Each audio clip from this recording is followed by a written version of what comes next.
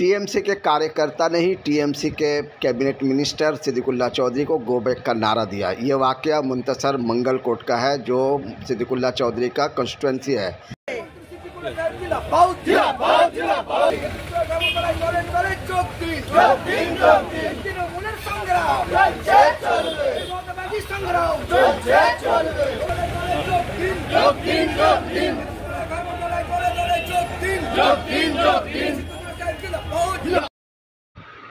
TMC workers का कहना है कि सिद्दीकुल्लाह चौधरी 4 साल बाद उनके हलका में आया है और वो यहाँ के लिए कोई काम नहीं किया है, इसलिए उन्होंने गो बैक का नारा दिया। अब आइए सुनते हैं कि सिद्दीकुल्लाह चौधरी ने अपनी सफाई में क्या कुछ कहा है, पूरा मामला क्या है। आइए जानने की कोशिश करते हैं कि टीएमसी के ही एक ग्रुप ने क्यों सिद्दीकुल्लाह चौधरी के खिलाफ सख्त एहतजाज करते हुए उन्हें गो बैक और काला फ्लैग दिखलाया।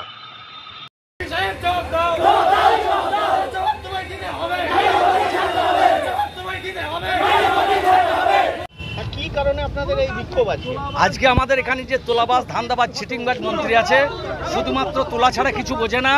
আজকে 4 বছর অতিক্রান্ত হয়ে 5 বছর বিধানসভায় পড়লো। আমরা ভেবেছিলাম যে আমরা একজন ক্যাবিনেট মন্ত্রী পেয়েছি, মন্তসরবাসীর সুরাহা হবে। স্বাধীনতার পর প্রথম ক্যাবিনেট মন্ত্রী পেয়েছি, কিন্তু আমরা কি দেখলাম, সাধারণ মানুষের সব আশা থাকে না চাল ডাল গম বাড়ির।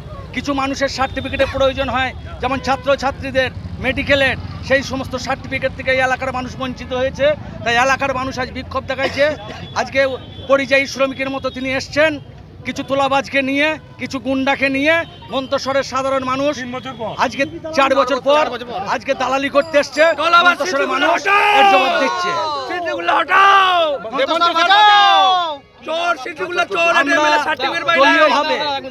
দলীয়ভাবেও যেমন আমরা কোনোদিন ওকে পাশে পাইনি, আজকে প্রশাসনিকভাবে যে উনি একজন মন্ত্রী বা বিধায়ক, আমরা একজন সাধারণ মানুষের সার্টিফিকেট দিতে পারিনি।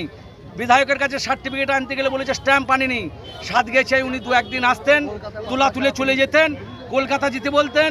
সেখানে গিয়ে মানুষকে বলতেন নাপিত দিকে নখ বেড়েছে, তোদেরকে এখানে আসতে হবে। তাই সাধারণ মানুষ বহিঃপ্রকাশ এই ক্ষোভ সাধারণ মানুষ দেখাচ্ছে। আর সিদ্দীকুল্লাহকে মন্তসরের সাধারণ মানুষ মানবে না।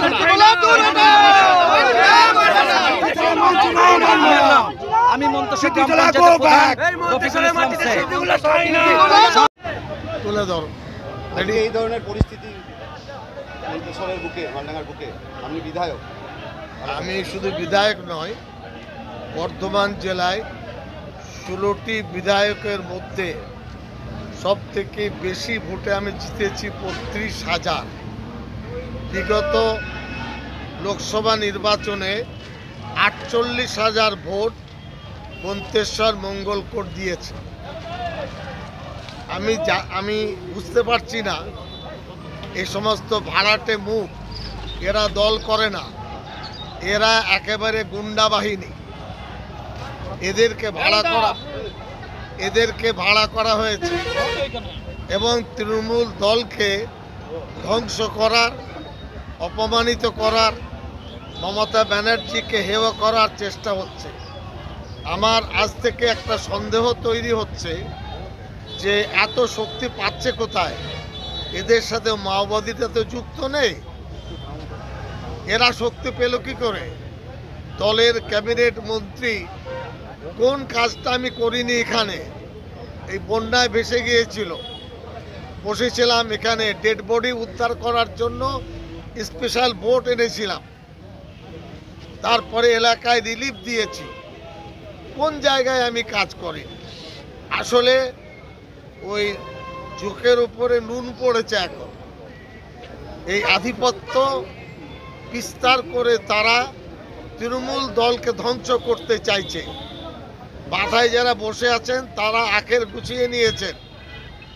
গ্রাম পঞ্চায়েতের সদস্য, প্রধান, সমিতির স্থায়ী কর্মাধ্যক্ষ, দলের নেতা যারা আছেন, তাদের সমস্যা দাঁড়াবে যদি এই ধরনের কাণ্ডের সাথে, কর্মকাণ্ডের সাথে যুক্ত থাকে। এরপরে আমি আগামী 8-9 তারিখে সভা করব মন্তেশ্বর, কুসুমগ্রাম, তারপরে এখানে মালডাঙ্গা এবং মন্তেশ্বর। তাদের মানে অস্থিরতা বেড়ে গেছে, একচ্ছত্র আধিপত্যবাদ, এটা দলে চলবে না। দল কারোর স্থায়ী সম্পদ নয়, দল হলো জনগণের। যারা এসেছে আমি এদের কোনোদিন দেখিনি, না এরা বুথ এজেন্ট, না বুথ কর্মী, না অঞ্চলের কর্মী। নেতারা লেলিয়ে দিয়েছে পয়সা দিয়ে। ওরা আমার নাম জানে ভালো করে। কারণটা কি?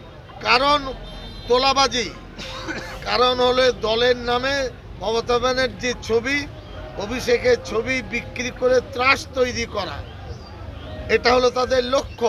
আর কয়েক মাস পরে বিধানসভা নির্বাচন, হ্যাঁ, এখানে কি কেউ নতুন করে কোনো প্রার্থী নতুন মুখ হতে চাইছে, এরকম কিছু ব্যাপার আছে? আমি বলি সেটা দল ঠিক করবে।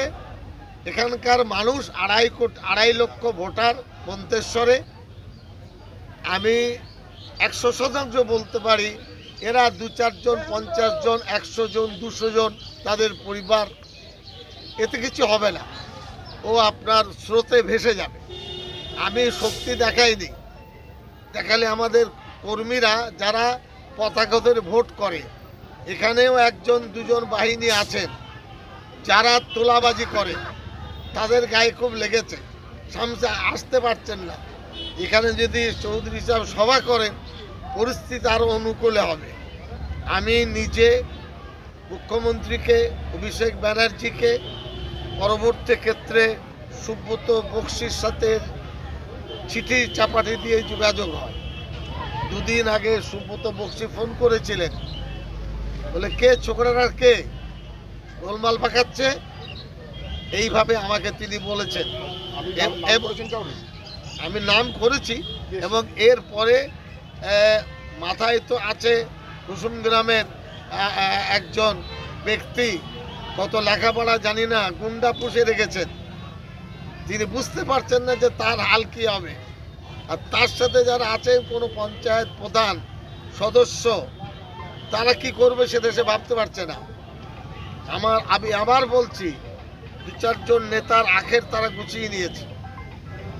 আর এই সমস্ত নিরীহ ছেলে যাদের ভবিষ্যৎ আছে, এই উগ্রপন্থার সঙ্গে যোগসাযোগ, আমি ভয় করছি যে মাওবাদীরা এতে সুযোগ নিয়ে দলের মধ্যে ক্ষতি করবে কিনা।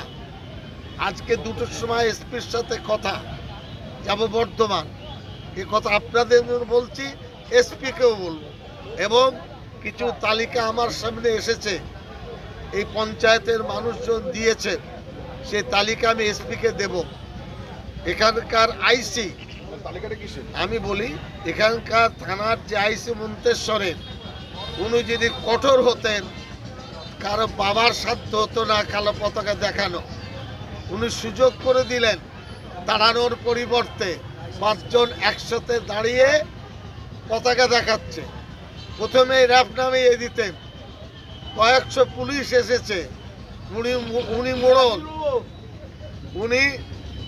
উনি সেই কাজটা করেছেন, এতে আমি প্রচণ্ড অসন্তুষ্ট।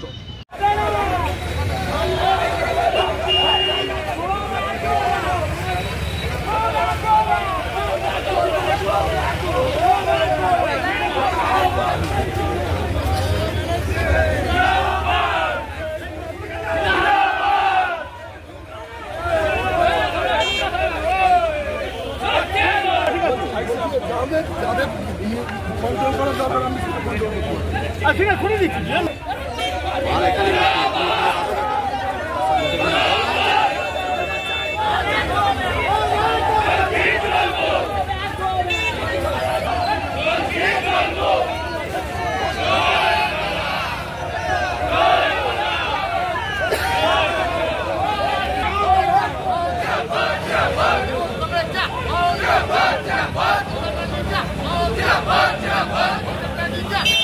এত জোর গাড়ি চালিয়েছে, হাত কাঁপছে।